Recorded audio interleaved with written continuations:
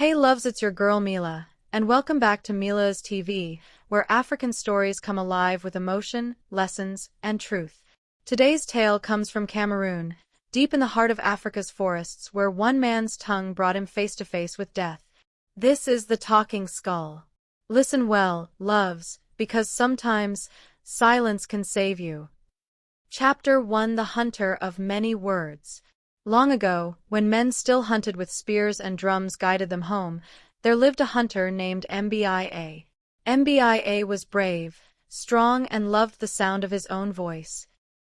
He talked when he should have listened, bragged when he should have prayed, and mocked even the elders when they warned him. "Words are like fire," said the old men. "Good when controlled, deadly when loose." But Mbia laughed.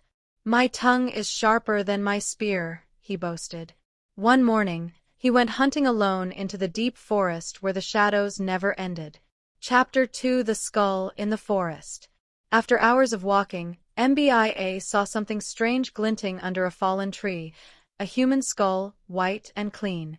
He nudged it with his spear. To his shock, a faint voice answered, "Why do you disturb my rest, hunter?" Mbia jumped back. "By the ancestors! Did you speak?" The skull replied calmly, "Yes, once I was like you, full of words. My tongue brought me here." Mbia's heart raced, but curiosity overpowered fear. "Tell me, skull, how can a tongue bring death?" The skull whispered, "Because words can build and destroy." Mbia stared, amazed. Then greed for attention filled him. "Ha! The village will not believe this. I, Mbia, have spoken with a skull." He ran home before dusk, shouting through the streets, "Come and hear! A skull in the forest spoke to me." The people laughed. "Mbia, you and your big mouth again." But the chief, curious, sent guards to verify. Chapter 3: The Test of Truth.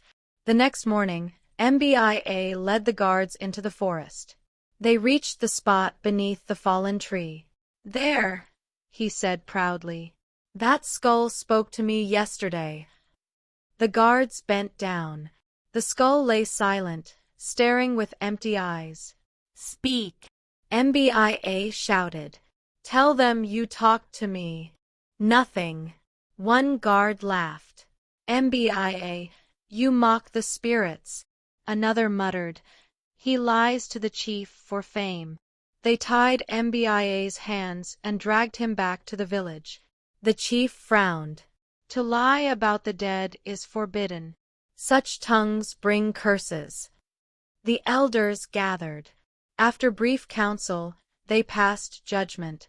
Mbia would be taken back to the forest and left there. That night, as the guards tied him to a tree, Mbia pleaded, "Please, the skull will speak. Wait for the night."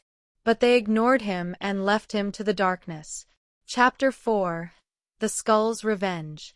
When the moon rose, the forest came alive. Owls hooted, wind howled. Mbia shivered and cried, "Skull, please speak. Save me."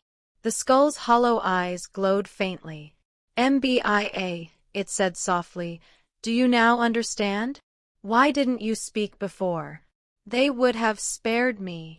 The skull laughed, a dry, eerie laugh that echoed through the trees. "You could not keep your tongue, and now you beg for silence." Tears streamed down Mbia's face. "Please, forgive me." The skull whispered one last time, "I told you, my tongue brought me here. Yours has brought you beside me." At dawn, when the guards returned, they found only Mbia's lifeless body beside the skull. The wind seemed to whisper, "Silence, silence." Chapter 5: The Lesson. And so, children, the elders of Cameroon say, the tongue has no bone, yet it breaks many necks. In life, speak less and listen more. Not every truth must be told. Not every secret must be shared. Because sometimes the silent man walks home, The talker meets his skull. So loves, that's the story of the talking skull. Not every word deserves a tongue, and not every truth needs a voice.